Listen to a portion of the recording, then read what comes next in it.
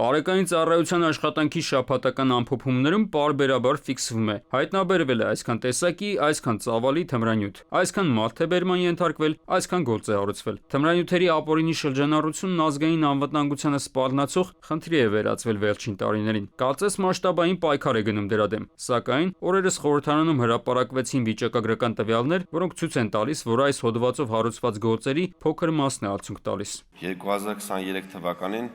տվյալ հանցագործությունների տարվա ընթացքում գրանցվել է հանցագործության 4556 դեպք,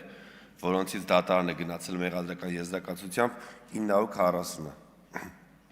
այսինքն մոտ 20%-ն գործերի, որոնք մեղադրականով գնացել է դատարան։ Այսինքն թմրանյութերի ապօրինի շրջանառության կասկածանքով հարուցված 5 գործից մեկն է հասնում դատարան, իսկ դատարանում դրանցից քանիսն է ավարտվում մեղադրական եզրակացությամբ, դժվար է ասել։ Վերջին տարիների կտրվածքով մենք ունեցել ենք աճ արդեն դատվածների թվի մակարդակով, այսինքն սա թույլ պիտի տա մեզ եզրակացնելու, որ նախաքննության տեմպերը եւս գնալով արագացել են։ Խնդիրն այստեղ քննիչներին դանդաղկոտությունը կամ արագագործությունը չէ, բացատրում են իրավաբանները։ Տարիներ առաջ փոխվել է քրեական օրենսգիրքը եւ հիմա թմրանյութերի պահման ցանկացած կասկածի դեպքում քրեական վարույթ է հարուցվում։ Այսինքն վերացվել է սկզբնական ֆիլտրը, որի շնորհիվ անհեռանկարային գործերը չէին հասնում քննիչին։ Լրացուցիչ ծանրաբեռնվածությունը դա բոլորի համար, քննիչի համար, դատախազի համար, փաստաբանների համար, բոլորի համար, որովհետեւ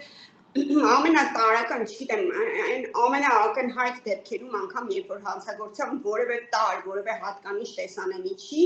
պարտավոր են նախաձեռնել քրեական վարույթ, որովհետև օրենքն է այդպիսի։ Գործի հարուցումից հետո է միայն պարզվում հայտնաբերված է թմրանյութ է, թե ոչ, որքան է ծավալը, բավարար է քրեական հետապնդումը շարունակելու համար, թե պրոցեսը գնալու է վարչական ընթացակարգով։ Օրինակ կանեփի դեպքում զգալի չափը 5 գրամից է սկսվում եւ մինչեւ 5 գրամ հայտնաբերելը դա քրեորեն հետապնդելի արարք չի։ Կա ևս մեկ խնդիր՝ ոստիկանության օպերատիվ ստորաբաժանումների կողմից քրեական դատավարության կարգի խախտումները։ Ասենք խուզարկությունով հայտնաբերվում է թմրանյութ։ Գործը քննվում է եւ ընթացքում պարզվում է, որ խուզարկությունը կատարվել է առանց տեսանկարահանման, որը օրենքի պահանջ է։ Արդյունքում թմրանյութը ճանաչվում է անթույլատրելի ապացույց եւ գործը փակվում է։